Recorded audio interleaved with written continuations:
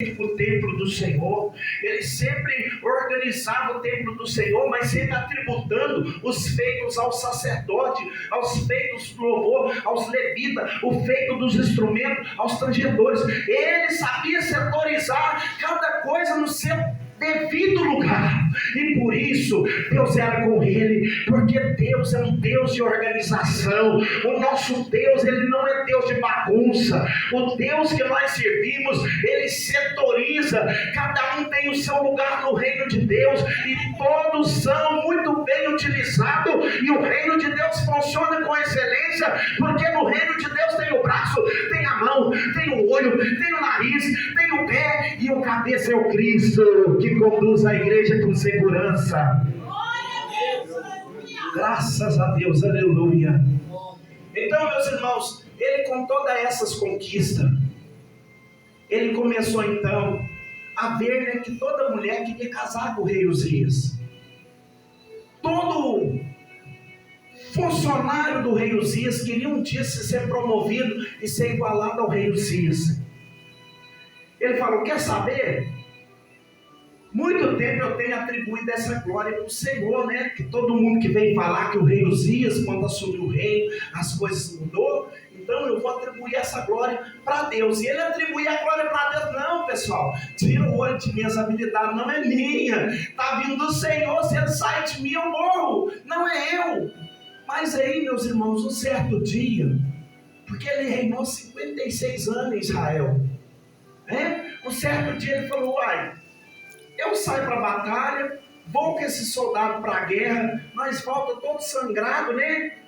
A mão desse custava abrir da espada, assim, que aquele sangue do inimigo, que é sangue pisado, custava abrir na hora que eles iam soltar, né? Voltavam com os despojos do inimigo, eles faziam o reino de Deus girar.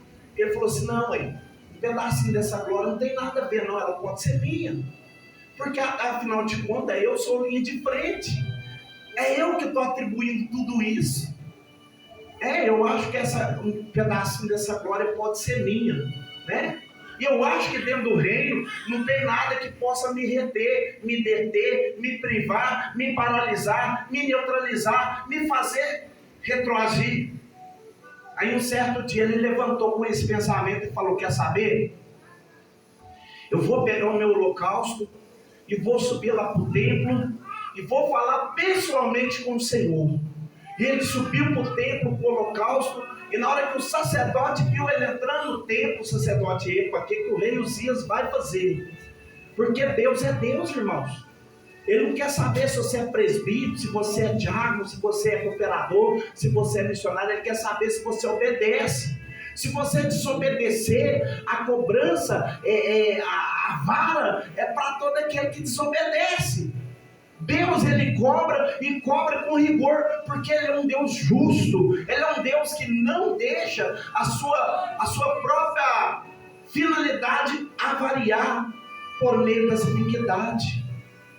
E o rei Uzias pegou e levantou, já decidido a apresentar um holocausto, e o sacerdote falou: não, rei, não faça isso, porque o Senhor é rei, a posição do Senhor é reinar. O Senhor não foi chamado para apresentar sacrifício, o Senhor não foi chamado para tocar instrumento, o Senhor não foi chamado para cantar na frente do templo, o Senhor foi chamado para reinar. O seu reinado é bom, você tem que reconhecer isso, mas respeita, rei, respeita o espaço de cada um.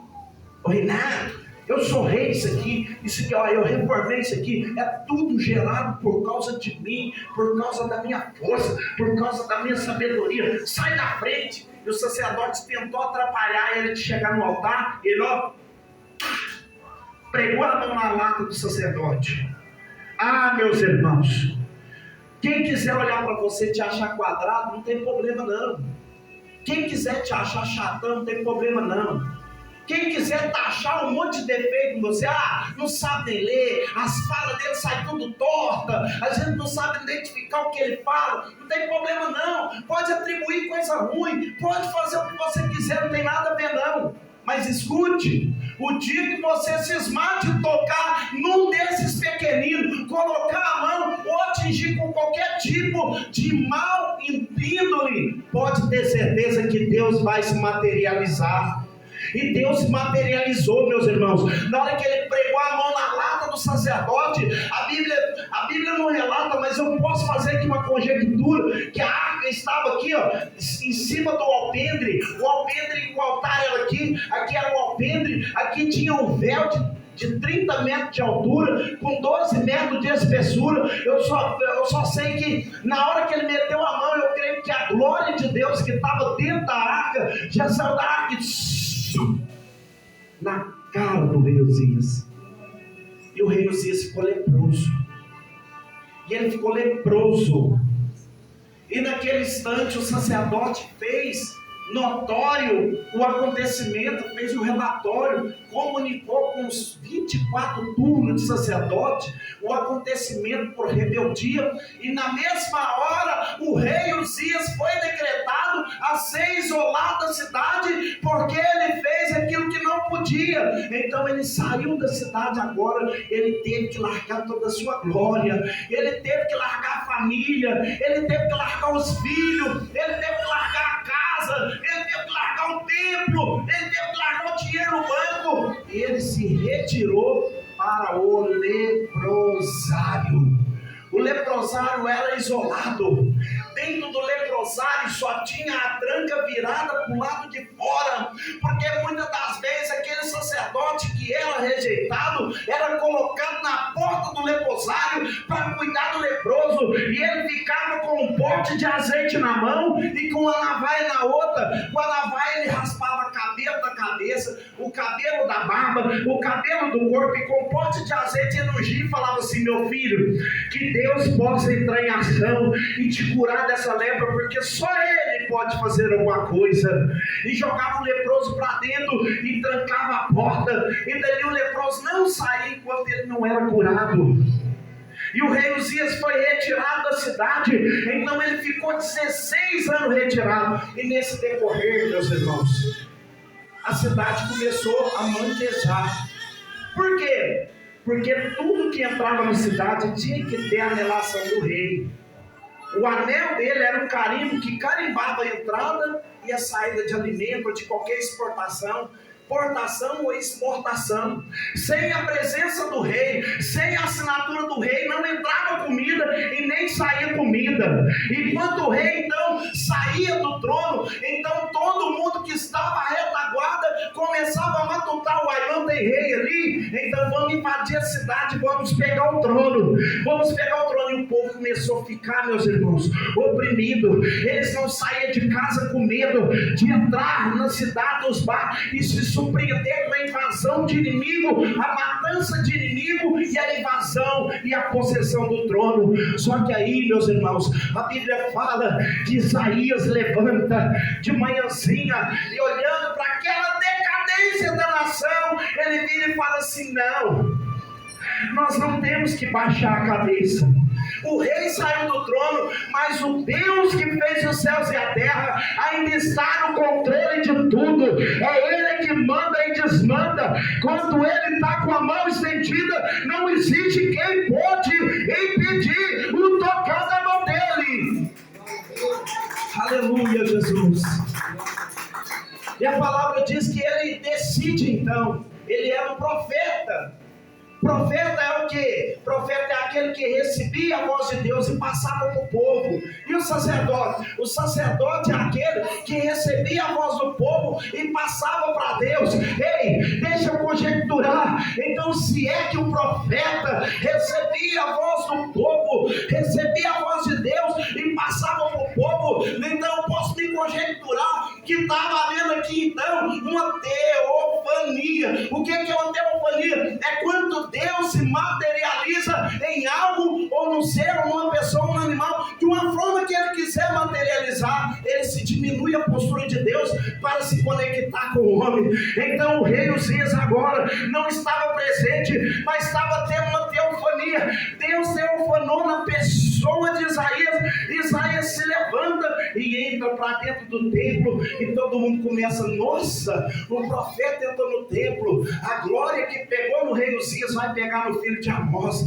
O filho de Amós agora vai também para o leprosário. Nós vamos ficar sem rei e nós vamos ficar sem profeta, porque o profeta agora invadiu a privacidade do reino. O reino de Deus tem organização e ele não está taxado para entrar, mas aí a Bíblia diz que ele entrou com reverência. A Bíblia diz no livro de Eclesiastes capítulo 6 e no versículo 1, ou seja, 5 primeiro, a Bíblia fala: guarda o seu pé quando entrares na casa do Senhor. Ele entrou com reverência, o coração dele estava feliz. A Bíblia diz, meus irmãos, no Salmo capítulo 122, alegrei-me quando me disseram: vamos à casa do Senhor, porque o meu pé está dentro de sua porta, ó Jerusalém. Então o profeta pôs o pé e ele notou que a aprovação de Deus era real, e ele prosseguiu. A Bíblia diz: e conheçamos e prossigamos em conhecer.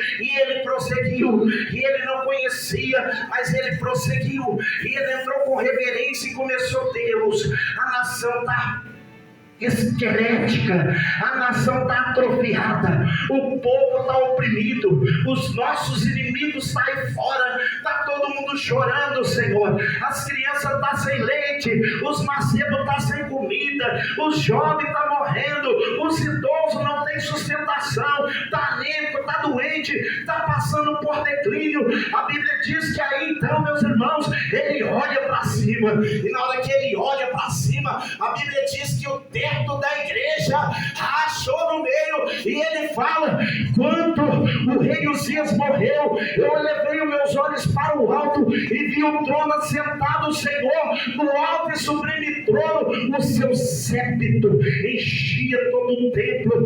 Ramandeque vassourabacácia. Ele que pregou os 5 capítulos falando: ai dos enfermos, ai dos soberbos, ai dos mentirosos. Agora ele falava: ai de mim, que vou perecendo, porque sou homem pecador, convivo no meio de um povo de impuros lábios, e os meus olhos viram o rei. Aí a Bíblia diz que Deus chama um serafim, pega uma tenaz de fogo e pega uma brasa de fogo, desce até onde é que estava o profeta Isaías, porque ele se prontificou: eis-me aqui, usa-me a mim. Ele falou: então deixa eu te purificar. Purificou o lábio dele, e ele falou: agora estou pronto, Senhor. E o Senhor fala: agora vai, agora faz o que eu te mandar. E ele saiu, e todo mundo estava olhando o tempo, falando assim: ele não vai sair, ele vai morrer. O rei era rei, morreu, o profeta vai morrer também. Só que de repente vem ele, e vem ele todo cheio de convicção, com a marca no beiço, que era a queimadura daquela marca de Deus. E ele vem: vai, é o filho do Amós, é o filho do Amós, é o filho do Amós. O que aconteceu? A glória de Deus desceu nele. E naquele tempo então, meus irmãos, Deus purificou o reino, Deus deu visão, colocou um outro no trono, mas a presença de Deus não faltou. Deus começou a agir de uma forma gloriosa. A nação não ficou atrofiada por causa de uma oração, a nação não ficou atrofiada. A purificação de Deus veio sobre todos, e a lepra que era a lepra que estava não só no rei Uzias, estava toda a nação, estava leprosa, com medo, fraca, escondida, declinada diante do Senhor. Então a nação foi purificada, e a visão foi aberta, e a solução foi concedida.